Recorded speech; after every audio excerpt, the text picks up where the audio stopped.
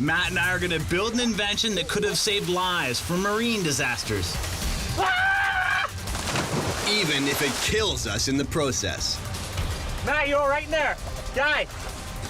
Guy! History is full of inventors who've tried to change the world. But there's a fine line between genius and absurd.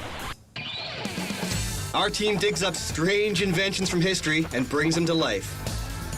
We're gonna build these inventions from scratch. And put them to the test. And some of them might actually work. Jeremy MacPherson is an amateur historian and special effects artist who's worked on films like X-Men and Chicago. Matt Hunter is a skilled carpenter and backyard inventor. Together, we are the Re-Inventors.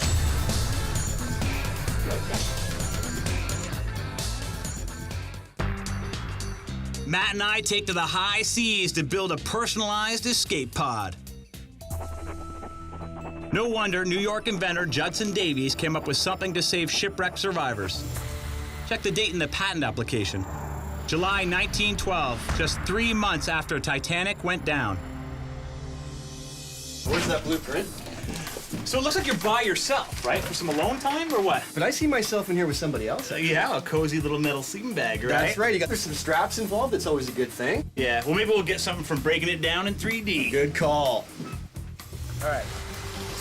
Okay, power up. All right, so it's looking a lot like a coffin, yeah? Yeah, the main concept here obviously is to have this thing watertight. Right, but is this like air circulation or a water pump in the front? Well, it could be both, I guess, or one of each, who knows? And a growing concern maybe is this heat system in the back? That would be a large concern, I'd say. Yeah. Let's look at this thing. Okay. So you're gonna have this burner in this thing right down by your feet. Crazy idea. Right, and the benchmark's right there. I mean, we're comparing against the lifeboat of the day, right? Exactly. So let's look at a few benchmarks here. Okay. We've got, I guess, buoyancy. Yeah, safety. Yep, definitely. Ease of launching. No protection. Protection, of course, because if this thing doesn't save your life, it's the right size just to bury you in it, right? You're right. Nice. With pounding waves, high winds, and freezing water, it's clear that protection is the key to success of this invention. In extreme cold, a drop in body temperature, even of a couple degrees, can cause hypothermia. Symptoms begin with blood vessels constricting in the outer extremities in an attempt to conserve heat. Pulse and respiration rates decrease. Muscles become rigid, followed by confusion and quick, shallow breathing. Heartbeat irregularities occur, major organs fail. The average survival time can be as little as 10 to 15 minutes. What's also crazy, Davies' escape pod only carries 1 passenger at a time, while Titanic lifeboats had capacity for 65. But for now, we just want to see if the idea would have worked at all, as a possible forerunner to the covered lifeboats of today. Next stop, our buddy Jason's metal shop, to figure out what we need to put this baby together. Since I'm the human guinea pig who's going to be inside, at least we know how big this Iron Maiden needs to be. So I'm 6 foot. Probably want a couple feet for this boiler down at this end, right? To have some clearance on my tootsies. So, what, 8 or 9 feet overall? And we can just use half sheets, roll them, and stick them together on the midsection, and then maybe just some flat stock for supports. Well, Jace and Jer are working on the first roll of the outer shell of our life pod, and I'm putting together the structural inner rings with this flat steel. You can see here we're making this 30 inches in diameter, which should give me plenty of room to slide into this baby. Inside the pod, we can use today's technology to match what would have been available to Judson Davies in 1912. There's these sort of pump-looking devices that are attached to the top of them, and I'm guessing they're a bilge pump, which is a device that you can push or pull air or water out of the device with. So on a double action, it works on both the push and the pull. It was readily available in the era, so I think we're just gonna buy one. As we pack on the pounds, it's clear that this puppy will carry a lot of weight going into the water. One wrong calculation and it could sink like a stone. And that wouldn't be good for whoever's inside, namely me. Yeah, I'd say with all the steel in here, probably about 400, and then whatever you weigh. All right, so that gives us the ammunition we need to go see Dr. Stilling over at the university. Good point. And hopefully she can help us figure out our stability and buoyancy issues. You need help with your stability issues, guy. Buzzing. It's time to visit our friendly neighborhood engineer, Dr. Stilling, leaving Jason to make the pod as watertight as possible. We've come here today to figure out exactly what we need buoyancy-wise, how much weight our craft has to be to make sure this thing doesn't go right to the bottom. So, what do you got planned?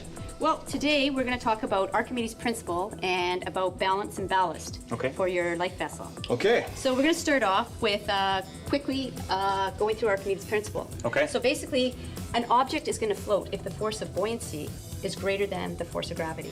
Gotcha. The force of gravity is just the weight of the object.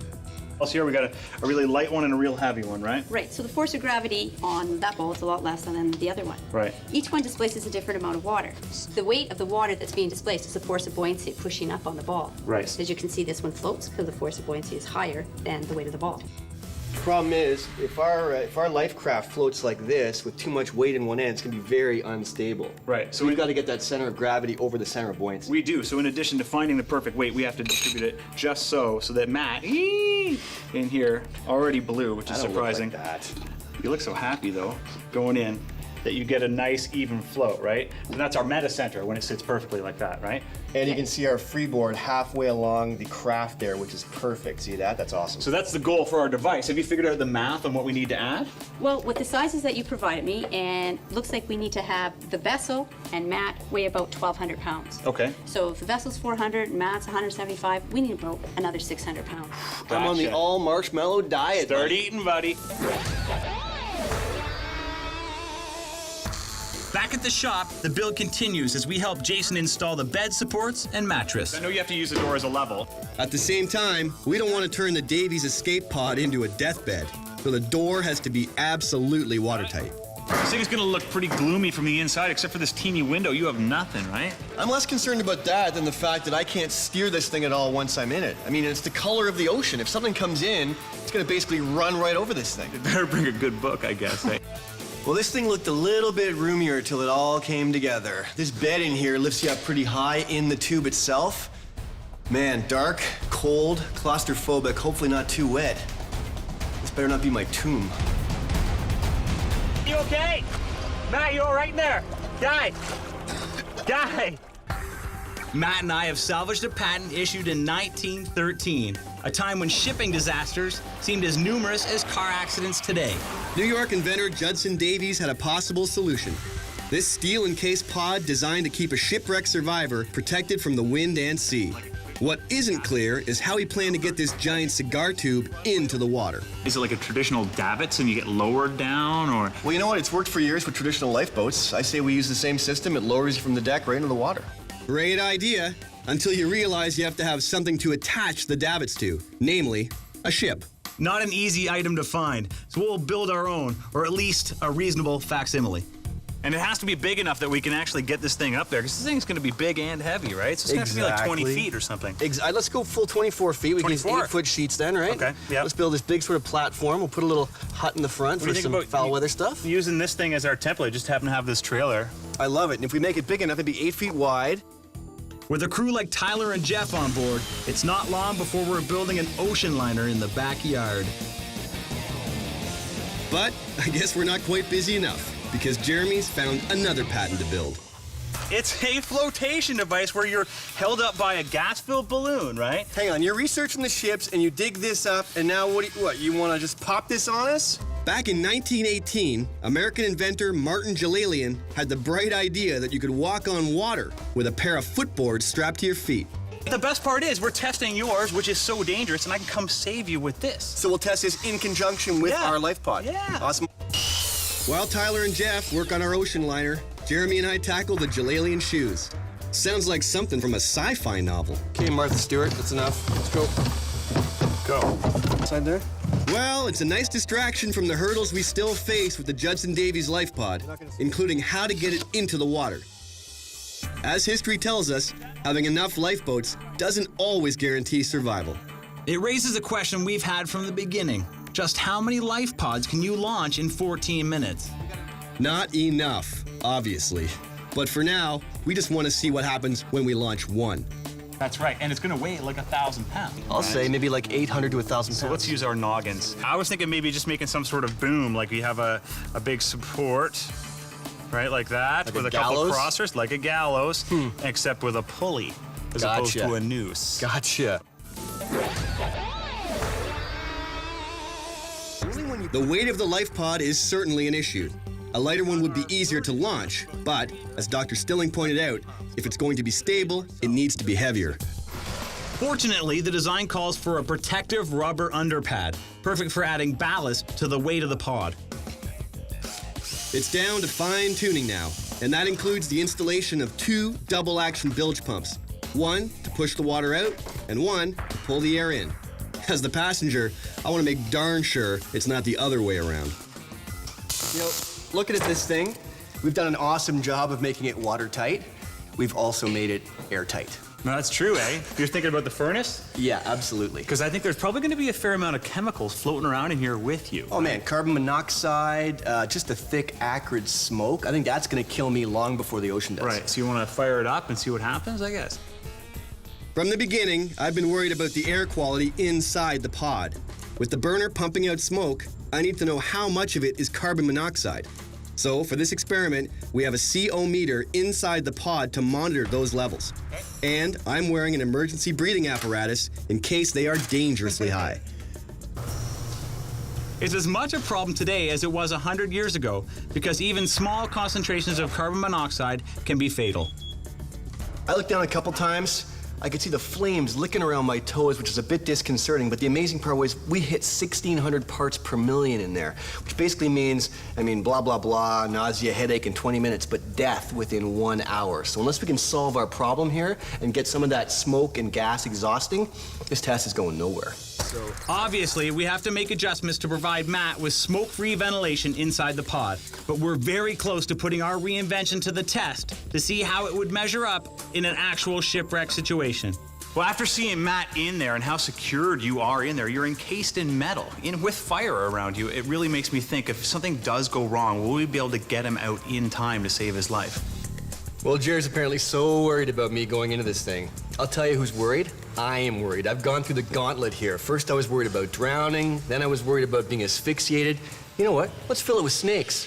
Matt may be laughing now, but snakes might be a welcome relief from what could happen when we put our life pod to the ultimate test. The Re-Inventors have done it again. We've tightened the last bolt on another patent. Will it save shipwreck survivors or seal their fate? That's what we've come here to find out. How lucky are we, man? This is like the perfect location, perfect temperature for our testing here. Perfect temperature for you. You're not going in the sardine can, dude. I know, it might actually get hot in there, right? But you know what? It's looking pretty awesome. I just wouldn't mind cracking a bottle of bubbly across this thing for good luck. Oh, you'll get a send-off, don't worry. All right, so before we get started too far ahead, let's look at our old friend, the boat shoes here. Oh, I'm excited about this, you know. We got to get you launched, and it's all come together except for one vital part. What's that? We got everything. You'll notice he's wearing a sailor suit in this blueprint. Yeah. So, mister, No, you didn't. why don't you pipe yourself aboard in this baby, and let's get this thing on the water. Now, that is not very scientific, guy. Serves Jeremy right for finding this crazy idea in the first place. Designed by inventor Martin Jalalian in 1918, it's the perfect outfit for taking a stroll by the lake. And on it. I don't know if the sailor suit really has anything to do with the workings of the invention. I mean, maybe it is going to help me feel confident on the water, but, you know, just with this little bit of wind, I'm pretty sure this balloon is just going to take me right into the bushes. I'm going to pop, get all tied up, and die. What can I say about this thing? Revenge! Hey, Jalalian obviously had a great understanding of physics, man. As the wind picks up here, He had a much better like I'm gonna understanding for fashion, my friend. You look unbelievably awesome. hip, very hip. All right, so I guess phase one. Yeah. Getting prepped for phase one isn't easy. Even the slightest breeze threatens to send me airborne. But finally, it's the moment of truth. Yeah. Oh, sinking, you ready? Go, go, go, go, sinking ship. Oh, yeah. Well, I think for a first test, that was perfect. The water tastes great. Does it? And less filling. You've actually pinned our highly floatable shoe arrangement to the bottom of the lake, Jer. Yeah. All right, You know what? so If this was ice, this would work. now you're onto something. Put a fan backpack on you, you're across the ice in no time. So there, how's that? That's great. Well, the stability is It not looks super bad. stable, yeah. Uh-oh! For phase two, we decide to come at it from a different angle. Maybe it's better if you just kind of jump right Sneak off the attack. dock. Yeah. And surprise the water with my weight. We separate the foot pads to give me better 3-point stability once I'm in the water. I know, it sounds lame to me too. 3, 2, 1. I got all tangled up in there too, that's the best part. I broke free. Okay, so I'm thinking maybe back to the drawing board. Let's get rid of this thing entirely. Dimmer. We even try to get Jeremy up with a little horsepower, but that doesn't work either. It's time for a decision I think we've expected from the beginning. In terms of my weight compared to this balloon, we'd need something like an 18-foot balloon to hold me up, right? Well, that's a lot of volume. Think of the size of that on the ship. It's ridiculous. Yeah, exactly. And also, you're just being thrown around in the wind. Well, look at the size of those ridiculous little shoes. I mean, they're not much bigger than a pair of, swim fins. No, exactly. So, I mean, Pat denied on that guy. Pat denied, you crazy? Yeah. Well, I think that Matt really just wanted to build this invention to torch me in the water, and now it's my turn. I'm gonna see what I can do to him. So much for the warm-up act. It's time for the main attraction. The only departure from the original design is our small chimney for ventilation. But we realized that if the inventor had actually put this thing together, the first thing he would have realized was, unless he got the smoke out of there, no one was living very long in this thing. So in phase 1, we fire up the heater to see if our smokestack does the trick. I give Matt 10 minutes before checking to see if he'll be around for phase 2. How's it going there, guy? Oh, your mask is off. You know, that was amazing. I popped the mask off right away. The carbon monoxide readings were never above the acceptable limits. Now that the pod is smoke-free, it's on to phase 2 to make sure it's water-free as well. I'm going dead center. We'll only know for sure by adding Matt's 175 pounds of dead weight when he hitches a ride during our shipwreck. It also lets us measure the pod's rock and roll quotient in the water. Even the big Atlantic ocean liners and Pacific ocean liners would roll in a storm if they were round bottoms. So Right. it's gonna happen. Definitely taking out a little bit of water from a couple of these bolt holes. Okay, so you want to get it out, do a little bit more waterproofing, and move on? I think so. Okay. Good start though. Yeah. We rolled this thing into the water for the first time off the trailer. It floated beautifully. It's sitting pretty high in the water. We figure if we can add some ballast, get it a little bit lower, it'll stabilize a little bit. Well, after this thing has basically sat on paper for 100 years, it's nice to see Judson Davies' idea sitting pretty in the water. I just want to put it through its paces. But first, we have to launch our homemade ocean liner on its maiden voyage. With the ship afloat, it's time for phase 3, a dry run to use the davits on deck to lower the escape pod into the water. This is where the whole thing could go south fast. Ooh. Quite the feeling. How's that feel? Get a little motion sickness actually. Already, I'm not even in the water yet. That's a bad sign, right? Whether the run stays dry depends on the strength of the davits, the ropes, and the guys holding them. Well, it looks like our pulley system's working fine. It can handle Matt's girth, which is all fine and good. But what happens to the passenger when they spend a long duration in this thing? That'd be a great test. To do that, I take Matt out in the lake for a little one-on-one with nature. Oh, yeah. That feels better. With the sun beating down, it's like being in the middle of a giant mirror. I can feel the heat rise from inside the pod, and I'm sure I smell bacon on the grill. Jer, copy. Yo, guy, what? The game is up. I don't know what you've been doing for 2 hours, but I have been baking myself alive in this tin can. You know what? Get me out of here. All right, I'll come get you. Okay, it's cruel and unusual punishment, but it's all in the name of science. Because back on the dock, we're able to measure just how hot the life pod is. Oh, 144 degrees Fahrenheit in there. Get out of here. Guy, that is unbelievable and unbearable. You can fry an egg on that, I guess. Fry more than that, fry me in there. Let's move on to something serious, Yeah, tough weather. It's time to put the Davies life pod to the test in the environment it was made for, a shipwreck at sea. With EMS and scuba divers on hand for safety and support, we're about to create the perfect storm. Well, perfect for us, anyway.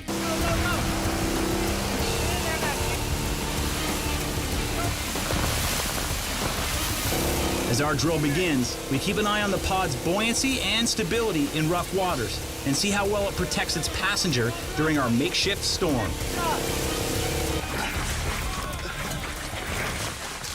All right, kill it. Kill the storm. Kill the storm. Matt, you all right in there? Guy. Are you sick? No. Get out of here. What, in case you can't see? There's no point of reference in there. Right. It's like being in a washing machine in the pitch black.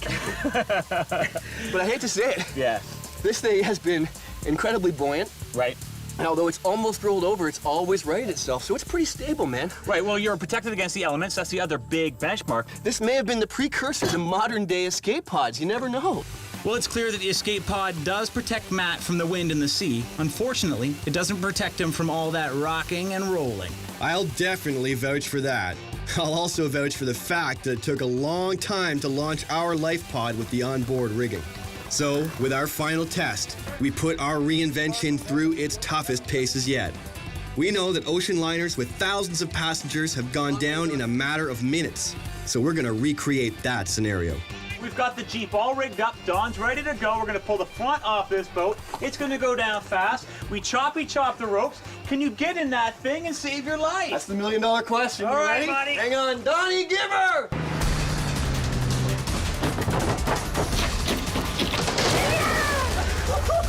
Oh, man, that's crazy. Hang on, get it back up there. Come on, ready? Woo! All right, she's free. All right. You can do it. Jump to it. Ah! Even though Davy's invention performed well and could have been a VIP life pod for a limited number of passengers on board, to put it head-to-head against the large-capacity lifeboat shows one massive shortcoming.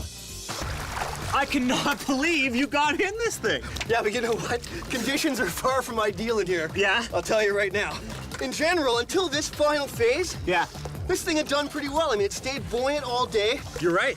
It was pretty stable for the most part. Right, but think about how impractical it is to have 1,000 of these things on the boat. Where are you going to keep them all? One for every person. You'd have to have a whole second ship behind the other one to hold all the life pods. It's ridiculous. Right, and ideally, a lifeboat at the time would hold 70 people. Oh, yeah. Not just one. Yeah, you know, this thing right now is so full of water, I wouldn't survive a few hours in this thing. Well, just on that alone, this is patent denied. No question.